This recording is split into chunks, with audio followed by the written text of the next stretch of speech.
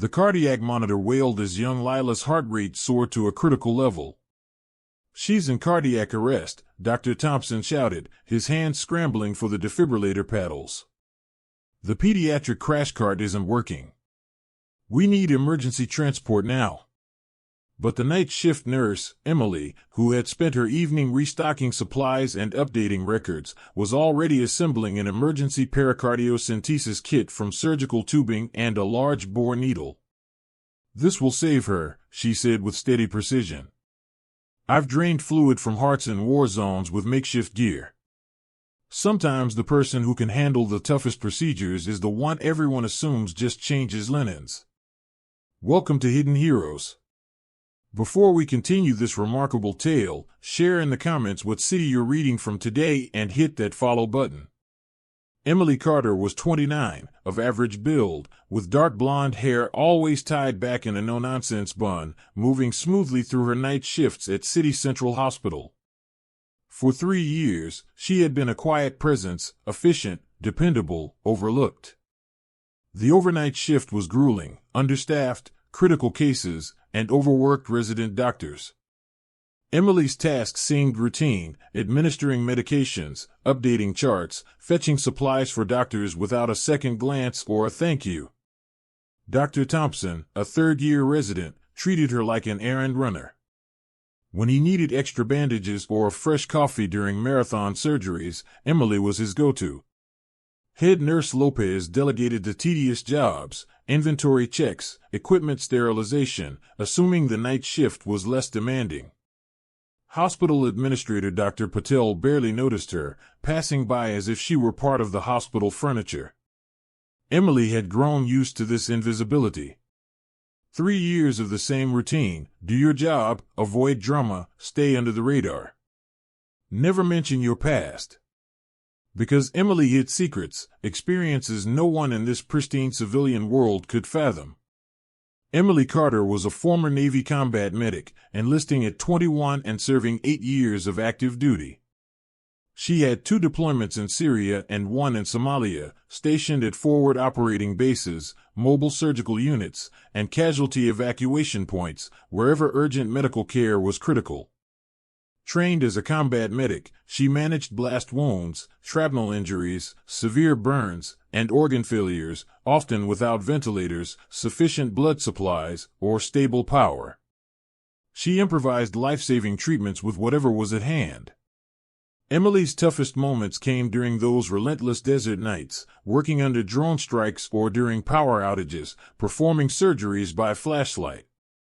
During a brutal attack near Aleppo, she stabilized 7 critically injured Marines after an IED explosion, working 4 hours straight with minimal equipment. Every Marine survived that night. Back home, she never shared the full story with her family.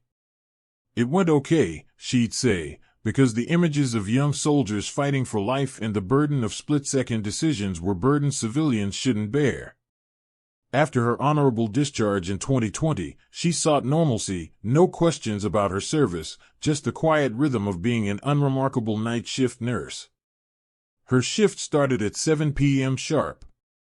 Emily always arrived 15 minutes early, took detailed handoffs from the day staff, and settled into the hospital's quieter, high-stakes overnight flow. Night shifts were unique, less chaos but higher pressure when crises hit with limited support. This particular night, Dr. Thompson seemed unusually tense. He'd asked for his 4th coffee, and when Emily delivered it, she accidentally tipped over a stack of patient files.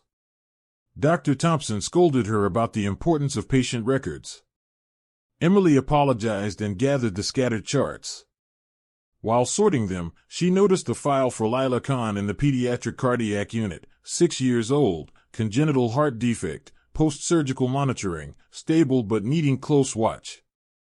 Emily quietly pointed out to Dr. Thompson that Lila's heart rhythm looked off on the monitors. Thompson barely glanced at the screen, reminding Emily she was a nurse, not a cardiologist, and to call a technician if the equipment seemed faulty. When Emily tried to highlight specific irregularities in Lila's EKG, Thompson grew annoyed, stating that advanced cardiac analysis was outside her role. Emily nodded politely and stepped back, but her eyes stayed glued to Lila's telemetry. Something was brewing that others were missing. At 3:15 a.m., piercing alarms erupted from Lila's room, high-pitched tones signaling a life-threatening crisis. Emily dashed to the bedside. Lila's monitor showed dangerous arrhythmias, her blood pressure was crashing, and her oxygen levels were plummeting. The 6-year-old was slipping into unconsciousness, her skin pale and clammy. Dr. Thompson arrived seconds later, visibly rattled. "What's her status?" Emily quickly assessed. Lila's neck veins were bulging, her heart sounds muffled, showing clear signs of cardiac tamponade, fluid buildup compressing the heart. Dr. Thompson tried standard resuscitation protocols, but Lila's condition worsened. "Her heart rate's erratic, blood pressure's critical," he said, voice strained. Nurse Lopez appeared, asking if they should arrange emergency transport. Dr. Thompson noted Lila was too unstable to move, and the pediatric cardiac team was 30 minutes out.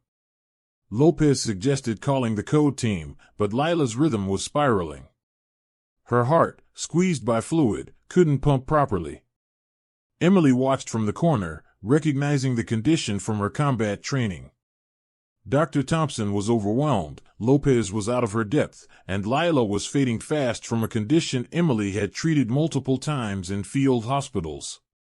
She recalled every moment she'd stayed silent about her skills, letting others see her as just a nurse. But now, a 6-year-old was minutes from death, and Emily had the expertise to save her. Approaching Dr. Thompson calmly, she said, "I can perform the procedure she needs." Thompson snapped that this wasn't the time for nurse input and to prep meds for the code team. Emily stood firm. "I can do this," she said clearly. Thompson spun around, bewildered, and reminded Emily that she was a floor nurse, not trained for advanced cardiac interventions. "I can perform an emergency pericardiocentesis," Emily stated firmly. "I can drain the fluid compressing her heart." The room fell silent, all eyes on her. Lopez asked what she meant. "Using a large bore needle with ultrasound guidance, I can access the pericardial space and remove the fluid. It's Lila's only shot." Dr. Thompson gave a nervous chuckle, insisting this was a sophisticated surgical procedure, not something a nurse could handle, especially with a child's life on the line. Emily locked eyes with him, her voice steady with an authority no one had heard before. "I'm qualified to save her." Moving with surgical precision, Emily gathered supplies from the crash cart, retrieved the portable ultrasound unit, and began setting up sterile equipment. Lopez asked what she was doing. Emily didn't pause to explain. She positioned Lila correctly, cleaned the injection site, and calibrated the ultrasound to visualize the heart and surrounding fluid. Dr. Thompson continued standard resuscitation efforts, but Lila's cardiac function was failing. "Nothing's working," he muttered. "How long until the surgical team gets here?" Lopez checked her phone. "At least 25 minutes. Thompson realized Lila wouldn't last that long. Emily had assembled her makeshift pericardiocentesis kit, not ideal, but functional. She had ultrasound guidance, sterile technique, and the exact anatomical knowledge required. "Ready," Emily announced. Dr. Thompson glanced at her setup and asked what it was. Emily explained it was emergency cardiac decompression to remove the fluid impairing Lila's heart. Thompson questioned its safety. Emily met his gaze. "I've done this on soldiers under enemy fire." The room went dead quiet. Lopez asked what she meant. Emily revealed that during her deployments in Syria, she'd performed emergency pericardiocentesis on troops with cardiac tamponade from blast injuries, often in field conditions far harsher than this hospital room. Dr. Thompson stared, stunned, and asked how this was possible. Emily shared that she was a former Navy combat medic with 8 years of active duty, trained in battlefield trauma surgery and emergency cardiac procedures. Lila's blood pressure was nearly undetectable. There was no time for debate. Emily positioned the ultrasound probe, clearly visualizing the fluid compressing Lila's heart. With sterile precision, she inserted the large bore needle. The procedure worked flawlessly.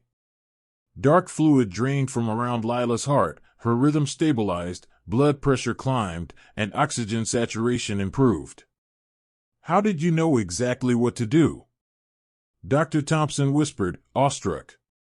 Emily explained that cardiac tamponade was common in blast trauma, and pericardiocentesis was a standard procedure she'd performed dozens of times in far tougher conditions. Lopez, still processing, asked if she was really a combat medic. Emily confirmed she was a Navy corpsman who'd served 2 tours in Syria and 1 in Somalia, specializing in trauma surgery and emergency cardiac care. Lopez asked why she'd never mentioned it. Monitoring Lila's improving vitals, Emily said she wanted a normal civilian nursing job without her military past raising expectations or complications. Dr. Thompson, still reeling, asked where she'd learned such advanced skills. "Combat medicine teaches you to do whatever it takes to save a life," Emily replied. "Equipment shortages and tough conditions don't matter when someone's dying." Lila's heart rhythm normalized fully. Her blood pressure stabilized, and her color returned. Dr. Thompson asked if the procedure would hold until the surgical team arrived. Emily noted the immediate crisis was over, but Lila needed surgical evaluation for the root cause of the fluid buildup. Dr. Thompson asked if she could teach him the technique. Emily smiled genuinely. Of course. When the cardiac surgery team arrived, Lila was stable and alert with normal vitals. The surgeons were impressed by the emergency pericardiocentesis. The lead surgeon asked who performed it. Dr. Thompson pointed to Emily, saying, "Our night nurse is a former Navy combat medic." The surgeon looked at Emily with respect and asked about her background. Emily outlined her service as a Navy corpsman with extensive trauma surgery experience in Syria and Somalia. The surgeon praised her technique, noting it undoubtedly saved Lila's life. After Lila was transferred for definitive treatment, the hospital's atmosphere shifted. Dr. Thompson approached Emily, apologizing for underestimating her skills. Emily reassured him he couldn't have known, as she'd kept her past private. Lopez apologized for assigning her menial tasks when she was clearly overqualified. Hospital Administrator Dr. Patel arrived to review the incident, addressing Emily formally as Nurse Carter for the first time and commending her extraordinary actions. Emily maintained she'd just done what was needed. Dr. Patel insisted her skills went far beyond standard nursing and that the hospital was lucky to have her.